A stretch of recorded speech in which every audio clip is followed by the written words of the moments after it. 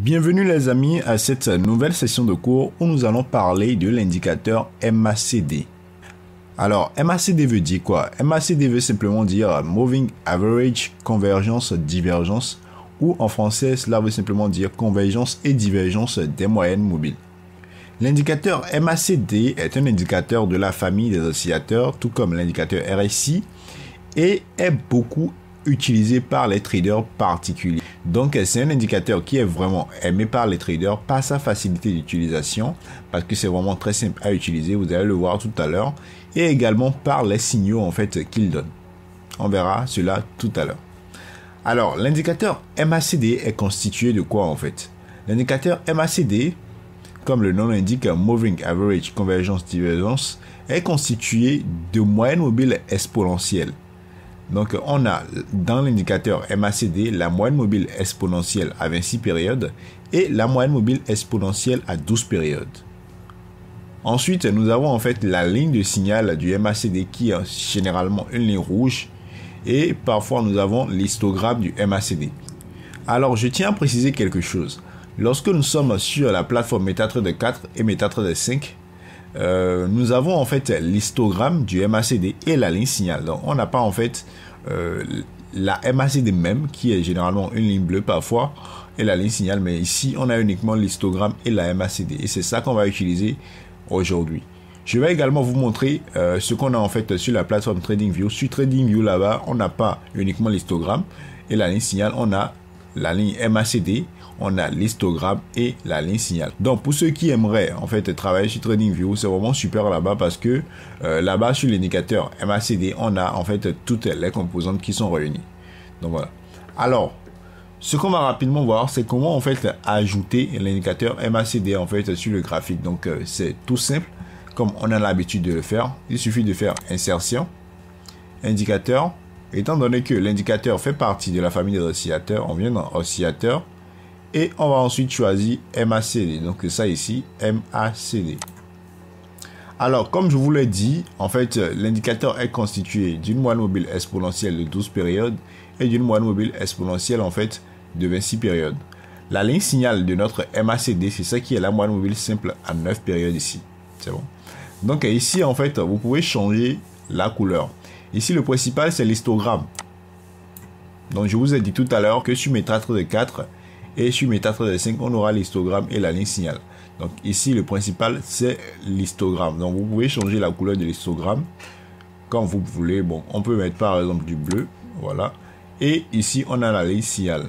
Vous pouvez également changer l'épaisseur de la ligne de votre histogramme ou de votre ligne signal. Donc on peut faire comme ça. Voilà. Et une fois cela fait, les niveaux, on garde les niveaux par défaut. D'abord, il n'y a pas de niveau. On peut ajouter un niveau 0. Voilà. Et voilà, on clique sur OK. Alors, lorsqu'on clique sur OK, on a notre indicateur qui apparaît en bas ici.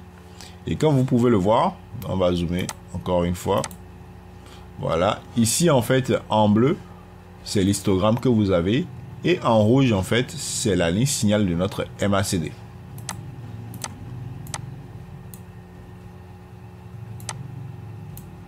Alors, comment est-ce qu'on va en fait utiliser l'indicateur MACD pour trader? L'indicateur MACD est vraiment facile à utiliser pour trader. Celui qui a créé en fait l'indicateur MACD, c'est-à-dire Gérald Appel, a donné en fait la technique pour utiliser en fait cet indicateur là. Donc c'est une technique vraiment très simple. Vous allez comprendre cela tout de suite. Que tout le monde peut utiliser, que ce soit les débutants en fait, les intermédiaires, les professionnels même. Tout le monde en fait peut utiliser cette technique là pour trader avec l'indicateur MACD. Alors, Monsieur Gérald nous dit en fait que lorsque l'histogramme et la ligne signal vont se retrouver au-dessus du niveau 0, alors on est dans une tendance haussière. Donc, comme ceci par exemple, ici vous avez l'histogramme qui est au-dessus de 0. Ici vous avez la ligne signal également qui est au-dessus de 0. Alors on est dans une tendance haussière, on est dans une phase haussière. Par contre, lorsque l'histogramme et la ligne signal vont se retrouver en dessous du niveau 0, alors là, on serait en fait dans une phase baissière. Donc là, c'est comment déterminer les différentes phases. Maintenant, comment est-ce que vous allez pouvoir en fait trader trader avec cet indicateur-là. Pour pouvoir en fait entrer en position, pour pouvoir trader avec cet indicateur, lorsque vous avez un croisement à la hausse, par exemple, entre l'histogramme et la ligne signal, il s'agit d'un signal d'achat. Donc, lorsque l'histogramme se retrouve au-dessus de la ligne signal, il s'agit d'un signal d'achat. Et lorsque l'histogramme se retrouve en dessous de la ligne signal, il s'agit d'un signal de vente. Donc, ici, vous pouvez voir à partir d'ici, on a notre histogramme qui est passé au-dessus de la ligne signal. Voilà. Donc, vous avez eu votre signal d'achat à ce croisement-là, au niveau de ce croisement-là. Vous avez ici l'histogramme qui est passé en dessous de la ligne signal. Donc, le signal de vente a été donné ici. Et ainsi de suite. Donc, voilà comment rapidement déterminer quand est-ce qu'il faut acheter et quand est-ce qu'il faut vendre. Alors, je vais vous dire quelque chose de vraiment très important. Il faudrait que, lorsque vous allez vouloir utiliser l'indicateur MACD pour trader, que vous travaillez toujours dans le sens de la tendance. Donc, pour cela, il faudrait aller sur de gros intervalles de temps. Par exemple, là, je pars sur du weekly. Voilà. Et sur du weekly, qu'est-ce qu'on voit? Par exemple, on voit qu'on est en train de baisser sur EURUSD. Donc, on a cassé par exemple une droite de tendance comme ceci. Voilà. Et là, on est en train de baisser. Donc, ce qu'on va faire sur EURUSD, c'est quoi? On voit actuellement qu'on est dans une phase baissière et également en regardant notre MACD, on voit que notre MACD est également dans une phase baissière parce que là, on a l'histogramme qui est en dessous de 0 et la ligne signal également qui est en dessous de 0. Donc, tous les trades qu'on va prendre seront uniquement des trades à la vente. Donc, une fois que vous avez déterminé ça, vous irez maintenant sur le H4. Voilà. Donc, on est sur le H4 ou bien le H1. Et là, vous allez juste chercher des points d'entrée à la vente. Donc, quand je dis en fait point d'entrée à la vente, c'est les fois où on aura un croisement dans lequel l'histogramme va passer en fait en dessous de la ligne signal, comme ce qu'on a eu ici et comme ce qu'on est en train d'avoir ici actuellement. C'est bon? Donc, à chaque fois que vous aurez en fait ces croisements-là, vous pouvez prendre des trades à la vente uniquement dans le sens de la tendance de fond. Si la tendance était haussière, on allait uniquement chercher à prendre des trades à l'achat. Et là, ce sera en fait des croisements comme ceci. Donc, l'histogramme va se retrouver au-dessus de la ligne signal. Voilà donc de façon très simple comment est-ce que vous pouvez utiliser en fait l'indicateur MACD pour trader. Donc, première chose à faire, vous allez placer votre indicateur comme ceci. Vous allez déterminer la tendance de fond. Et une fois que vous allez déterminer la tendance de fond, il vous suffira tout juste d'attendre les croisements dans le sens de la tendance de fond pour entrer en position. Si la tendance est haussière, on va attendre des croisements comme ceci. Donc, histogramme au-dessus de la ligne signal. Et si la tendance est baissière, on va attendre des croisements comme ceci. Histogramme en dessous de la ligne signal pour pouvoir trader. C'est bon? Alors, il y a également en fait quelque chose d'important que vous devez savoir. Si en fait le croisement se fait au-dessus de la ligne 0, donc si le croisement se fait en haut, est-ce que vous devez prendre la position directement en haut? C'est possible, vous pouvez prendre la position directement là, mais c'est risqué parce qu'on a dit que lorsque l'histogramme se retrouve au-dessus de la ligne 0, on est dans une phase haussière. C'est bon? Donc vous êtes dans la tendance baissière, mais votre histogramme est au-dessus de la ligne 0. Donc, on a une phase haussière, une petite phase haussière dans la tendance baissière. Donc, ce qu'il faudrait peut-être attendre, c'est que l'histogramme passe en dessous de la ligne 0 et que notre ligne signal également passe en dessous de la ligne 0. Et lorsqu'on va voir cela, là maintenant, on pourra entrer en position à la vente. Donc, normalement, au lieu de prendre une vente, par exemple ici, on aurait vendu ici. Au lieu de prendre une vente ici, on aurait vendu ici. Et là, en fait, vous avez plus de chances en fait de sortir gagnant. Parce que si vous vendez directement ici, rien ne vous dit que l'histogramme ne va pas repasser au-dessus en fait de la ligne signal. Donc, c'est toujours mieux en fait d'attendre que les deux passent en dessous pour pouvoir prendre votre trade. Je ne sais pas si vous avez bien compris. Si vous n'avez pas compris, n'hésitez surtout pas à laisser des commentaires pour recevoir plus d'explications par rapport à cela. Alors, avec l'indicateur MACD, vous avez également la possibilité de retrouver des divergences de la même manière qu'on le fait avec l'indicateur RSI. Alors, les divergences, vous savez qu'on a généralement deux divergences. On a la divergence haussière et la divergence baissière. Donc pour ceux qui ne savent pas vraiment ce qu'est une divergence, je vous invite à regarder la vidéo sur l'indicateur RSI pour mieux comprendre cela. Alors pour déterminer la divergence, c'est vraiment très simple. Il vous suffit juste de regarder pour le cas de la divergence baissière, les fois où au niveau du prix, on aura des sommets de plus en plus hauts, comme ici par exemple.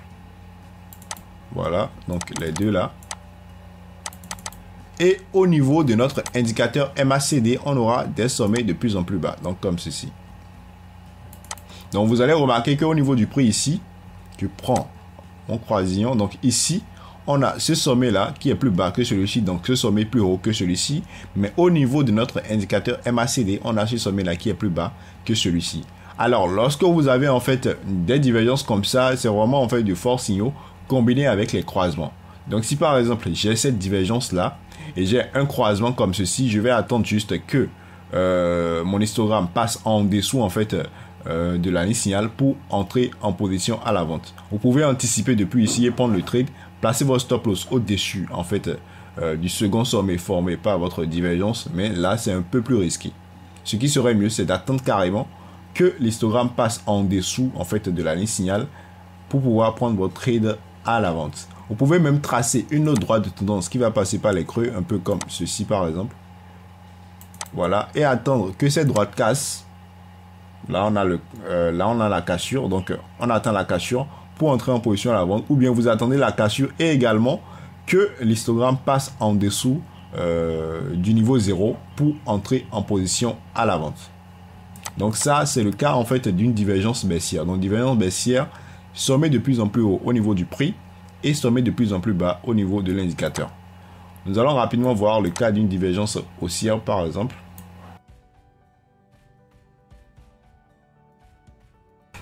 Donc pour la divergence haussière, là on va en fait chercher les fois où on aura des creux de plus en plus bas sur le graphique, donc sur notre graphique, et des creux de plus en plus haut sur notre indicateur MACD. Donc ce que j'ai pu retrouver rapidement, c'est ceci. À ce niveau-là, on a des creux de plus en plus bas. Voilà. Mais sur notre indicateur MACD, on a des creux de plus en plus haut. Voilà. C'est bon. Donc vous pouvez en fait trader comme cela. On peut même choisir en fait ce creux là. Voilà. Et on peut aller derrière pour aller choisir jusqu'ici. Donc la divergence en fait, elle a pris en fait tout ce mouvement là. Voilà. Et là en fait c'est le même scénario. Ici on a une divergence haussière. Vous allez uniquement chercher en fait à prendre un trade à l'achat. Et le trade à l'achat, c'est attendre d'abord croisement de l'histogramme et de la ligne signal, donc que l'histogramme passe au-dessus de la ligne signal, et attendre en fait que l'histogramme également passe au-dessus du niveau 0. Donc c'est ici votre trade à l'achat, vous l'aurez pris peut-être quelque part ici lorsqu'on est passé au-dessus du niveau 0 ici. C'est bon. Donc voilà un peu comment est-ce que cela marche. Comme on l'a vu sur la divergence baissière également, vous pouvez tracer peut-être une droite comme ça. Voilà, donc là ça fait un biseau et attendre la cassure plus le passage de l'histogramme au-dessus du niveau 0 pour prendre votre trade à l'achat. Voilà donc de façon globale ce que vous devez savoir sur l'indicateur MACD et comment l'utiliser. Donc avec l'indicateur MACD, vous pouvez vraiment prendre des trades à l'achat, vous pouvez constituer votre stratégie de trading. Et c'est d'ailleurs ce qu'on a vu pour ceux qui aimeraient utiliser l'indicateur MACD. Il vous suffit de déterminer en fait la tendance de fond sur de gros intervalles de temps et maintenant venir sur de petits intervalles de temps pour entrer en position dans le sens de la tendance de fond. Sachant bien que pour les trades à l'achat, il faudrait attendre un croisement entre l'histogramme et la ligne signal de telle manière que l'histogramme se retrouve au-dessus de la ligne signal. Et pour les trades à la vente, il faudrait attendre un croisement entre l'histogramme et la ligne signal de telle manière que l'histogramme se retrouve en dessous de la ligne signal. Alors maintenant, ce qu'on va faire, comme je l'ai dit au départ, nous allons rapidement passer sur la plateforme TradingView pour que je vous montre comment est-ce que l'indicateur MACD se présente sur cette plateforme-là. Alors, nous voilà donc sur la plateforme TradingView et là, nous sommes sur le graphique de l'euro USD en daily. C'est bon? Donc là, comme vous pouvez le voir ici sur notre indicateur MACD, donc on n'a pas la même chose que sur MetaTrader 4. Ici, en fait, la ligne bleue, en fait, ici, représente les contours de notre histogramme qu'on a sur MetaTrader 4. Et ici, sur TradingView, on a un petit histogramme qui est en bas ici. C'est bon? Alors, le principe reste le même. Le principe reste le même. Lorsqu'il y a un croisement ici entre la ligne bleue et, en fait, la ligne orange, qui est la ligne signal, d'abord, on va changer la couleur même. On va mettre ça en rouge pour... voilà. Voilà. Donc, on met ça en rouge là. Donc, voilà. Donc, lorsqu'il y a un croisement entre la ligne bleue et la ligne rouge, donc la ligne de notre MACD et la ligne rouge, alors là, c'est un signal de vente. Et lorsqu'il y a un croisement à la hausse, c'est un signal d'achat. C'est bon. Mais je tiens à préciser, comme je l'ai dit tout à l'heure de l'autre côté, qu'il faudrait uniquement prendre en fait les mouvements là dans le sens de la tendance. Et vous n'allez pas directement entrer lorsque le croisement se fait dans un sens à la hausse ou à la baisse. Par exemple, ici, on est au-dessus du niveau 0 et le croisement s'est fait à la baisse, en haut du niveau de 0.